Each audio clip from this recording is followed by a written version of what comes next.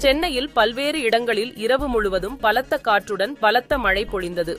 தேனாம்பேட்டை, சைதாப்பேட்டை, நந்தனம், அண்ணாசாலை, நுங்கம்பாக்கம், அடையாறு, மந்தைவெளி, பட்டினப்பாக்கம், கிண்டி, மயிலாப்பூர், ஈக்காட்டுதாங்கல், அசோக் நகர் உள்ளிட்ட பகுதிகளில் பலத்த காற்றுடன் கனமழை பெய்தது.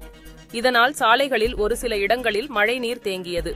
இதேபோல் சென்னையின் புறநகர் பகுதிகளான குன்றத்தூர், தாம்பரம், பூந்தமல்லி, பல்லாவரம், அம்பத்தூர், ஆவடி, திருமுல்லைவாயல், பாடி மற்றும் அதனை சுற்றியுள்ள பகுதிகளில் இடி மின்னல், சூறைக்காற்றுடன் மழை பெய்தது.